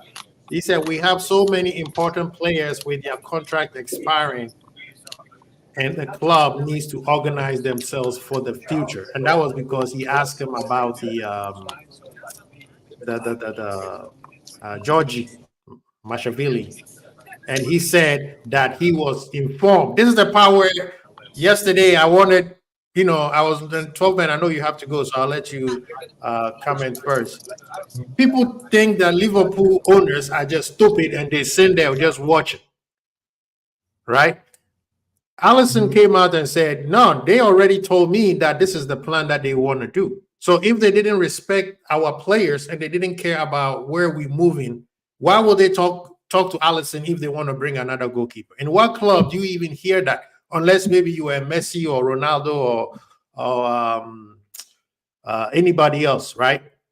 And if you read most of the comment, he's, like giving this comment, he said, no, we got more pressing issue. My contract is 2-3 years down the line. I don't need to talk about mine. Let's focus on the 3 that are about to expire, and whatever happened with that. So yes, I agree that Virgil is cryptic, but at the same time, he already said the same thing. I'm calm, and I'm pretty sure if no one has talked to him about a contract, that will be an what do you call it? Not just embarrassing, but that would be an insult to all 3 of them. I'm pretty sure there's a conversation there, but have they been offered a contract for them to sign? I'm pretty sure not yet, because the talking are still going. You can't just say, hey, sign, and then they sign. No, they have to agree. The club has to agree, and then we put pen to paper. Yeah. The biggest thing, I know we got into this conversation on a couple other channels, but one of the biggest things is that often you hear people try to compare it to American sports, which is silly, and then often they try to they overlook the fact that there's 3 parties involved in this process. Yeah. Okay. Despite the fact that I get he's under contract for another year, and this is last year on his contract, still all the same, he's assessing his position and what he wants to do with his career going forward as well. All 3 of them are. All 3 of them have that ability, and with the fact that they have a year left, they have a vested, they have a real vested. They have actually some leeway, or as to be able to say and call the shots, basically.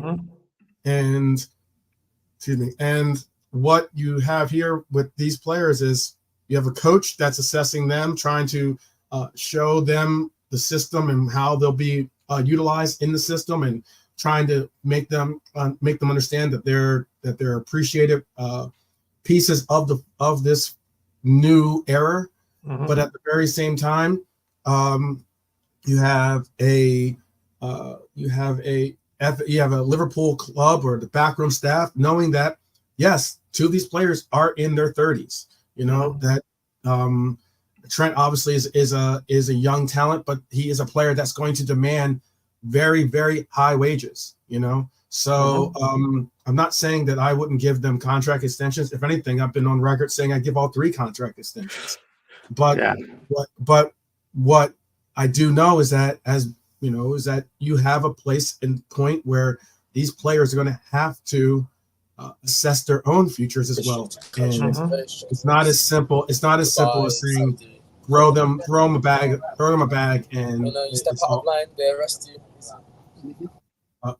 It's not a situation where you just throw them a bag or something like that, and it's all said and done. They've got to have conversations with their family. They've got to have talks with their agent. They have to have talks with the coach. They have to have all these different conversations. And then also maintain the focus of a season. It's not an easy juggling. It's not easy to juggle all those things, and that's why, if anything, I'm glad to hear that our captain's like, I'm calm. He sounds like he's focused, and I hope something gets worked out. That's the best I can do. Yeah, and I think after this week, which the transfer window is ending, we will hear more about. The reason why Trent going to Real Madrid is the talk of the town. But guess what? Next year, Liverpool is going to be sponsored by Adidas. It's official now. Trent is the captain of Liverpool, and he is going to be the brand ambassador. So, yes, going to Real Madrid is a big thing. But, bro, in your own city where you come from. But Baz and Uncle Albert, Allison, like yesterday, came out and basically told everybody, say, yeah, the Saudi came after me, but I am happy here. I want to stay here, and I want to Yeah. finish my contract Yeah. here and possibly sign a new one. So when they brought Mashvili in, he said, yeah, I knew, but the club has to do that. He said, I'm not getting younger, but I'm in the prime, but I'm not going anywhere. So personally, I don't think Mashvili is for Allison. I think Mashvili is for Kelleher, because next year we don't know where Kelleher is going to be at. Yeah. Very true. Yeah. Yeah. Can I say real quick before I had to leave, but I just want to say thank you to Quasi. Big up to Baz. Big up to Uncle Albert. Albert, please be safe out there in your travels. I hope you can hear me. Yeah, I can hear you. Okay, yeah. Be safe out there. Have safe travels, and safe, and then a really nice trip. I hope that you're enjoying yourself. And also, big up to the chat. Thank you for your time. And up the Reds, people. Up the Reds. Big up to yourself, Liverpool 12 man. Yeah. So what? Yeah. Go ahead, Baz. What were you gonna say? Yeah. Look, I love Ali. Ali's for me in like my since I've in my time, Ali's been our best goalkeeper. I saw a little bit of Bruce Grobbelaar, but obviously Bruce Grobbelaar was. Who the hell is laughing like that? Yeah, no. To be fair, I'd love this guy to retire at Liverpool. He's a brilliant goalkeeper. The best that I've seen, in our club for the longest time. So, that's music to my ears. But yeah, if, I was a bit concerned, when I was hearing this Mamardashvili come, like potentially signing, then I know this guy's a good goalkeeper as well. So there might be some kind of like, I might want to go back to Brazil, or I might want to earn my little bit of money in the Saudi league and stuff like that. And it'll be sad, but because they've been great ambassadors, they'll go my blessings. But, I'm happy if he has an opportunity to sign an extension or whatever, then I'll be happy to see that. I think you want to keep your great players. You know what I mean? He certainly, it starts from the goalkeeper all the way up to going, the forwards and that. If you've got a cool, calm, collective goalkeeper, then that's the basis of every success. United had that with Schmeichel back in the day. You know what I mean? Stuff like that. Every great team has a great goalkeeper. We've seen some mediocre goalkeepers over the years at Liverpool, and some, maybe that do well in competitions and stuff like that. But he is brilliant, and like Red Armchair Sport says, he leads by example. He's a brilliant goalkeeper, and that's music to my ears. And I hope he does sign an extension and stuff. But I think what it is he is probably looking at others. Obviously, you do have to. You can't just commit and say, yeah, unless you love the club and you just want to like retire there. And it's like your boyhood club. You've got no other ambitions now. Yeah. And you're going to look at people like your Van Dijks, your Trents, your big high profile players that will hold up. If they go, will these guys bring in good players? Will we be challenging? Because you do want to be successful at the club. So maybe he's probably looking at that first. But I don't think it will be a problem, but, he goes with my blessings if he does go. But I don't see that. The only person that I'm concerned a little bit more about is Trent, because he's still young. He's won everything at Liverpool. Obviously, his best friend is obviously at Real Madrid. The thing with the Adidas thing, I don't know what that's about. But obviously, I know they've also got shirt sponsors with Adidas. So I don't know if you're talking about shirt sponsors. Are we signing over to Adidas? Or, we signed over Adidas, and when you're done, we are moving over. We're going back to Adidas. Okay, that's good. That's good, because I've always liked their kits, to be fair. But yeah, I mean, obviously, look, he could be the star, but like you said, he's going to demand money, and whether these guys offer him the contract he wants, that's another thing. If Van Dijk does go, then obviously I think Trent will be captain. So we've got a lot of work with Trent, I think. But yes, he's a Liverpool boy. But See, let me just remind you guys of something. You know, we did Van Dijk dirty when he had the broken leg, right? You remember that? What do we do? We extended his contract, but we told him you are getting the same amount of money because we don't know about what will happen to your knee. Yeah, that was fair because that was a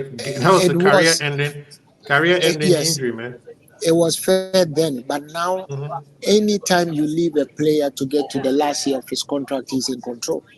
Yes. And the elephant in the room is the money that they are giving as signing on fees, which can be almost as much as a transfer fee. Yeah. In the case of that kid Mbappe, I don't know why PSG will sign a contract with him and tell him the last year you have the power of the option. Normally, it's the club. 100% of the time. They should have sold him. They should have done that. So they should have sold him. You're right. So I think those three guys all have the power in their hands. Yeah. Incidentally, the one person that I think will not stay is Mohamed Salah. Yeah. I don't think Salah will stay. As for Alisson, his issue goes beyond anything else. It's simply his Christian beliefs. He will not go to Saudi Arabia. And thankfully, Barcelona don't have money to buy him. If Barcelona were the Barcelona of old, then I'll be very worried because they plug him in and throw Ter Stegen out in a second. But they can't afford him. Real Madrid don't need him.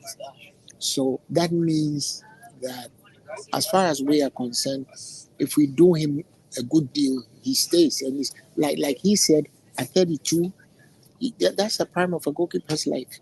A goalkeeper can play till he's 40. Yeah. Van der Sar was signed by Manchester United when he was 34. So and he won the Champions League with them. So it's not a big deal. I think that the real sticking issue right now is Trent.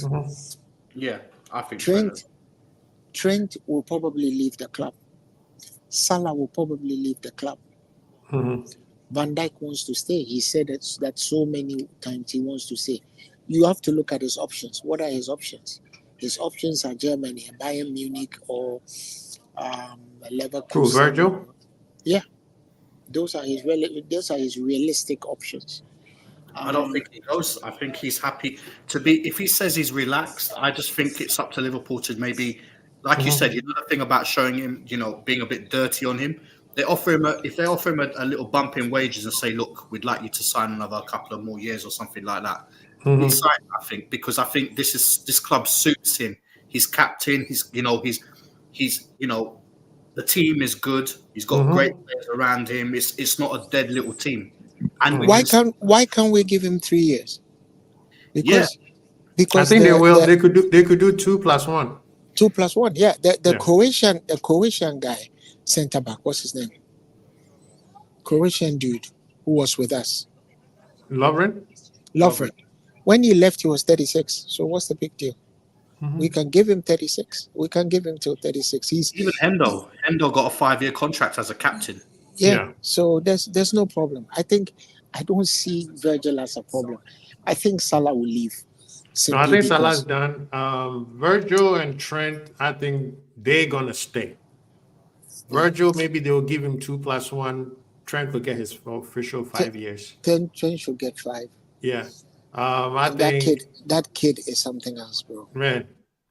Because right now, there's a thing. Yeah, on social media, everybody is showing how unhappy he looks and blah blah blah.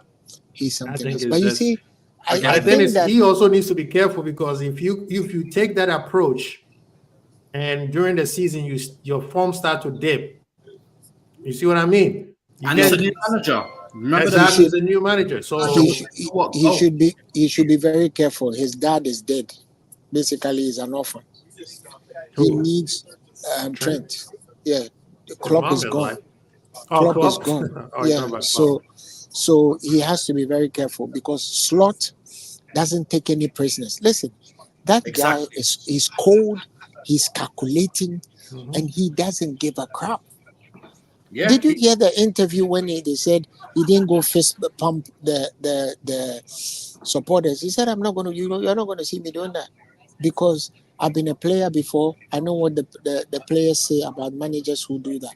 So you won't see that. I'm a different person. I have a different approach. Cold. He answers questions like straight up. He doesn't beat around the bush. He's like, that's it, done. That's it. I think that Trent should be careful. The little tantrum he threw today was unnecessary.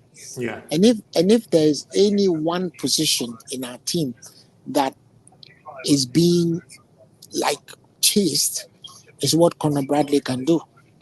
So if he keeps threatening FSG, at some point they will say, okay, you can go.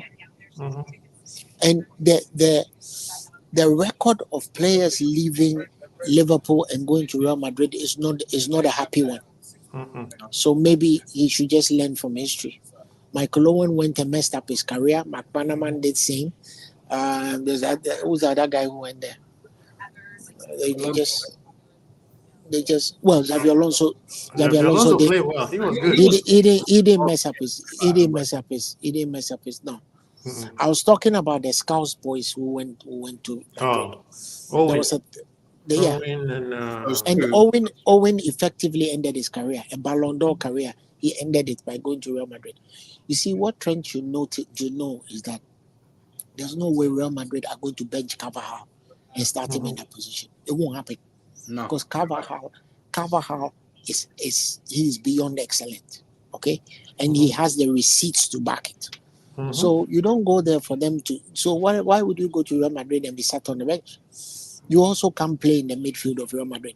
I mean, are you better than Valverde, Camavinga, Tchouaméni? I mean, Tchouaméni gets holds bench, right? Tchouaméni holds bench. So I think they should sit down. And like I said, I don't know whether if you guys noticed it on the TV screen, but John Henry is in town because he came to the pitch.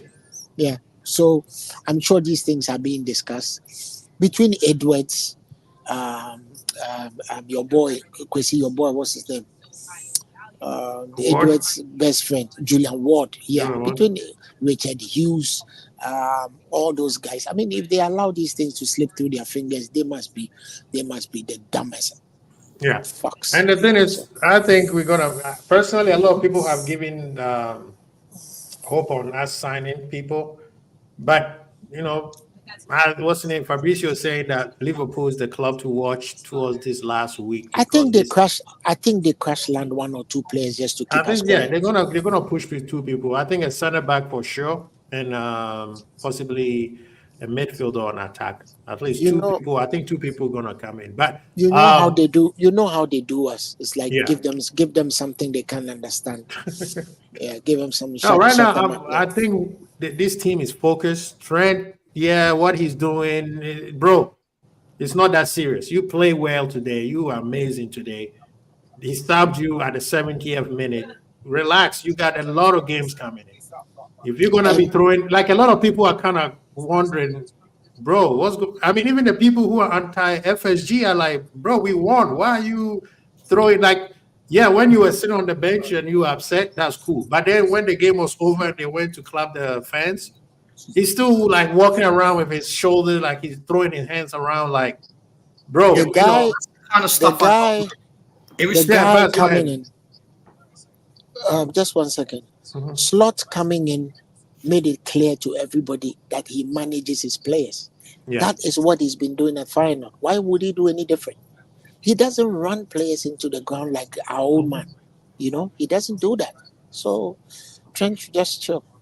Yeah. I mean, there's no disputing who the starting fullback is. No disputing. I mean, that one and the guy has also given him his invert, right? He's allowing him to invert, but in a disciplined manner. In a very disciplined. You saw how many times he popped up in front of the box. Oh, he was awesome today, man. He played a master game. He was calm. He was cool. He was confident.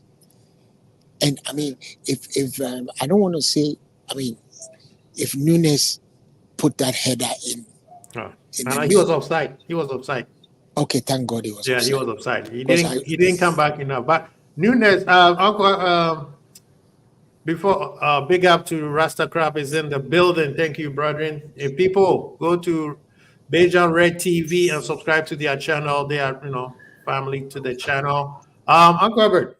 Oh, Baz, I know you had something to say before, so say before I ask Uncle Albert. But... Yeah, no, I was just gonna say, you know what? As great as you are, okay, and Trent is a great player. Yeah, I don't like that kind of attitude, especially if you're trying to impress a new manager.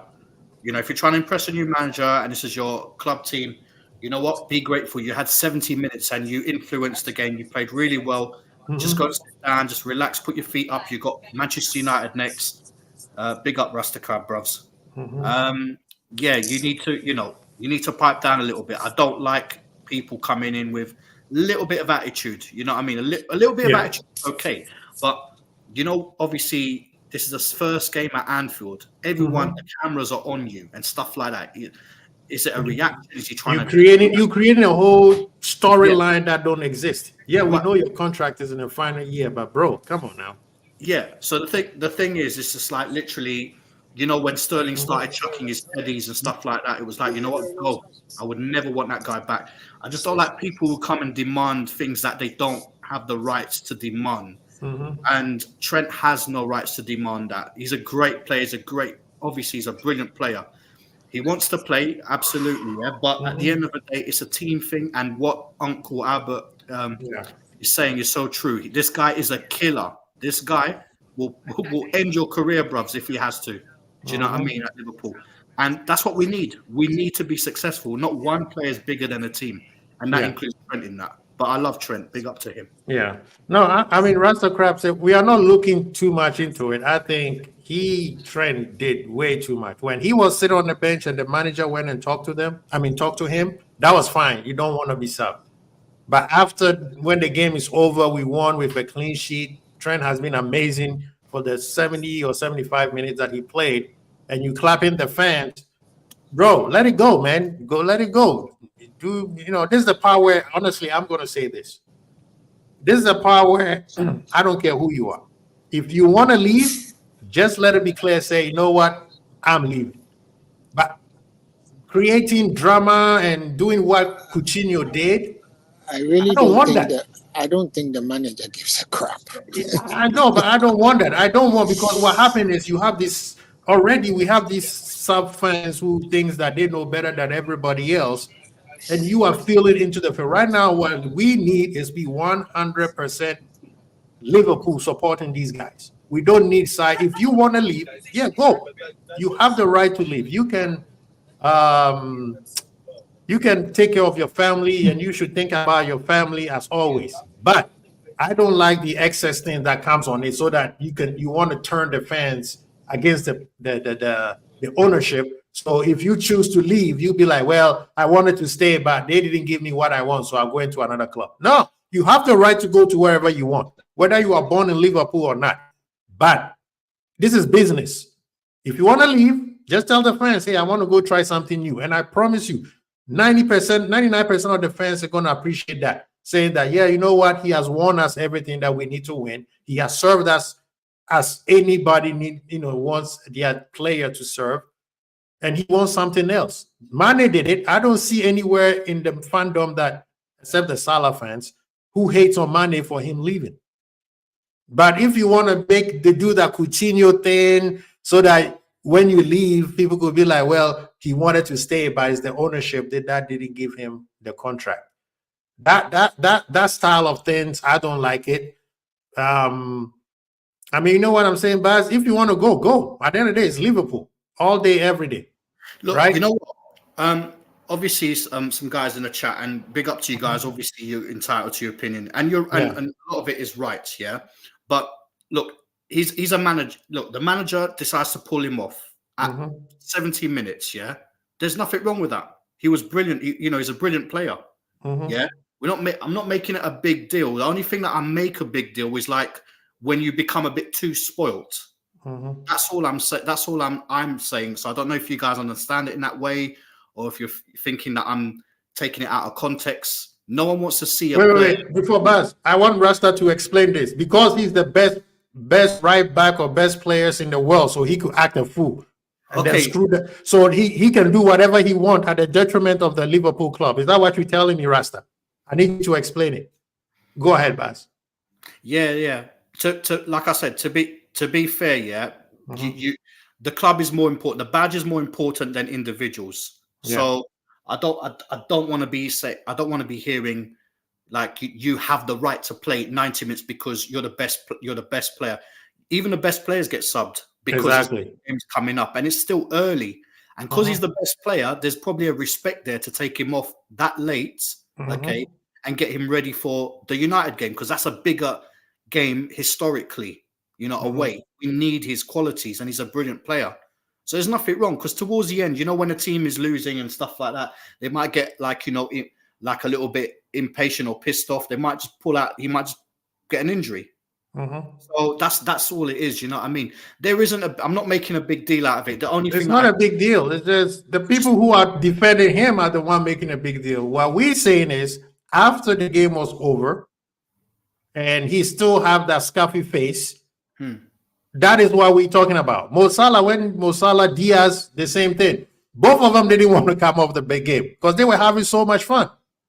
But guess what? I didn't see them. We don't see any pictures anywhere with them, throwing their hands out and they kind of like people trying to cheer him up. No, bro, you played very well. Trent played like the Trent that we have always said he's the best in the world. Thank you. Go rest. We got a big game coming up. And guess what? After the big game coming up, you go into international break for another 2 or 3 more games. So I don't see why the thing that I'm upset about is, bro, it's not important. You're not happy. Go sit on the bench and part. The manager went there and talked to you and kind of explained why he made the decision. And from what we told, all the players know when they're going to be subbed. Unless there's an injury or unless somebody is not playing well, then they make it sooner than they're supposed to. But if you already knew you were going to be subbed, why are you making a scabby face? Right? Because they know like people are going to be watching that because especially with contract situations, stuff like that. That's why people are kind of like raising an eyebrow. Like, what are you trying to achieve here? Is it because you're not happy or you're unsettled? Is it this? Is it that? Then it opens up a can of worms. That's exactly. And I'm surprised that Rasta Crab don't understand the part that we trying to say. No, I get Rasta Crab what he's saying, and I big up to him. I think what it is, obviously, you know how the West Indians do it, man, and big up to you guys, man. The thing is, like, you guys, it's like if you want to show a face, show a face. Who cares? You know what I mean? Yeah. And he's right. He's right. But obviously, he happened to join around this sort of time where it looked like we've got a big problem with him. There is no problem. It's just that he needs to tread for life. Yeah, watch when he gets beaten 1-on-1 against Vinny Junior in the cup final, and he'll say, "Yeah, tread for life." Yeah. I'm already on Trent. That foolishness he pulled against Everton. If he does it again, I will ship him to Madrid myself. Even Salah last year. Salah too. I wasn't around, but I saw that game from where I was. Yeah, I saw the highlights, and as much as Salah is a great Egyptian king and that, still don't like that attitude that he gave Klopp. He said, let's talk about the game. We've been talking about the game. People I think Uncle Albert even thinks that Trent should be man of the match because he was such amazing. But the thing is, hey, Trent, you played very well. You were amazing today. Yeah. You showed why you are the best in this thing here. What is it that he doesn't understand? You got Manchester United on Sunday. You got Manchester United next week, bro. It's the biggest game in football. That's why the coach pulled you off. Yep. Don't forget that he's going to face the other.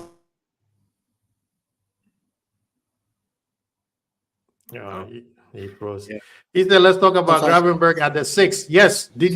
Are you also talking about you want a new 6? You don't like Gravenberch at the 6? Rasta, you missed the beginning, bro. I mean, you missed the beginning. I know. He is a guy who missed the whole show. Unbelievable, Rasta. But yeah, in terms of that, what do you take from all this, Baz? Say again? I mean, with the 2 games that we played and watching Manchester United, how they played, And yes, it seems like they're gonna sell McTominay and then get Ugarte. Look, you know what? Ugarte is a good player in terms of Mm-hmm. name. All right, he didn't do too well at PSG and stuff, and I don't know how he's going to cope in the Premier League. Maybe it'll suit him, maybe it won't. Mm-hmm. Historically, of recent times, we've apart from the last 2 times, or Mm-hmm. last season, we struggled against them. Yeah. Look, I still believe we can smash them at Old Toilet, 100%. But the thing is, obviously, they have got our number. They have got our number, and it's going to be a tough game. It's not going to be as easy as a 7-0 back in the day. No. But you know what? They obviously lost that game against Brighton. Ha ha ha.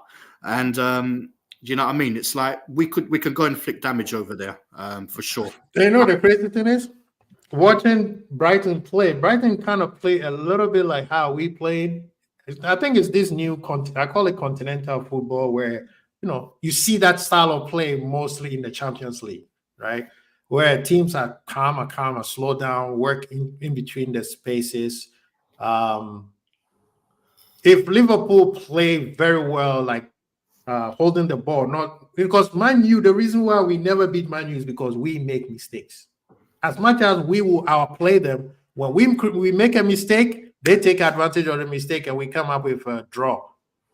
So if we could eliminate, like today, honestly, can you tell me when we made a mistake at all?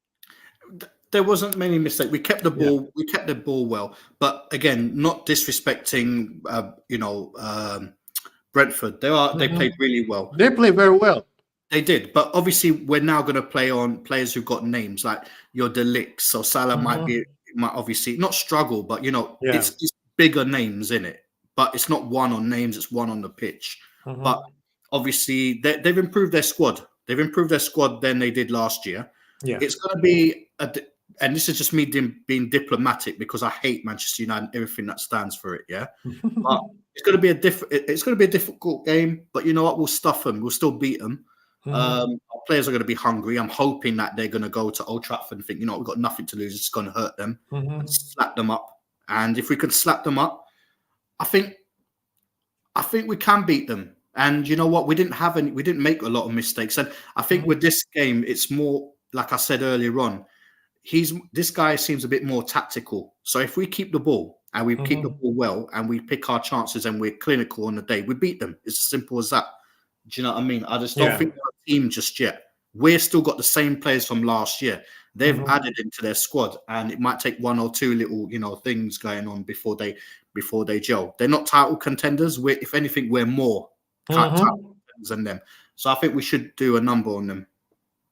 And this is the part where eventually, that's why I said the first 5 games, even though I am a 1 game at a time. Yeah. The first 5 games is gonna scare a lot of people because they will be like, "Wait a minute, these guys, they haven't fallen off. They can still." Yeah, go ahead. Oh, I would say a lot of teams are gonna start looking at us different because they be like, "Well, hey, we have to figure a way to beat them. They are not the same team anymore." Taf says, when we play Man United, we need to eliminate their mistakes and not going at them all game because they are going to park the bus and hit us on the break. So we should do this to them. And as you can see, we are not doing gung-ho football anymore. It's pressure Man United. If their crowd turn on them, job done. Now the thing is to silence the crowd. And like I said, if we eliminate the mistakes, keep the ball well, the chances will come. Yeah. Player to player, we got better players than them. I don't care who they sign. Yeah. None of the players that they bought right now is close to any of the ones that we have. The only thing is I'm hoping we eliminate mistakes, create chances, and I promise you the goals will come. I think so. And I think the system that we're playing this as well, if we're going to play a double pivot there as well, we'll be well looked after. We just need to make sure, like you said, eliminate mistakes, take our chances, and we can do damage. There, like Alexandra is saying, you know, their crowd. If you can keep old toilet, you know, quiet, then you know what I mean. That is job done because that's what they need. Yep. Anyway, people in the chat, people watching, thank you so much for joining us. We appreciate every single one of you. Tomorrow I'll be back. He said the ATH needs to get lashes. Yes, he does need to get lashes. He was talking trash when Slot was being hired by Liverpool. But yeah, I'll be back tomorrow. Even though I'm on bail, they're trying to shut me down. You know, the conspirators. They're trying to lock me in jail. They had me in the courtroom that people were passing brown envelopes around. But I'm here. We'll be back tomorrow on What Man Them Saying. Big up to everybody who joined us today. I know you could have been anywhere, but you are here with us. Please hit the like button. You know, 21 is the goal. We're trying to get to 350 before the end of the month. We got a week to go. This is like the transfer. Same thing with the transfer. We got a week to, well, on the 3rd is the last day, right? Because the 1st is Sunday. So 2nd is the last day. Monday is the last day of transfer window. So yeah, big up to everybody. Big up to Baz. Big up to 12 Man. Thank you, Uncle Albert, for joining us from, you know, finishing the game at Anfield and being on the train. You got anything coming up, Baz? At the moment, no, nothing at the moment. But you know what? I just need to get myself ready. But there will be things coming up. Maybe next month or the month after. I'm gonna get back into the swing of things. For sure. Yes, sir. Yes, sir. Thank you so much, everybody. Kwesi Bold, Baz. Peace. Peace.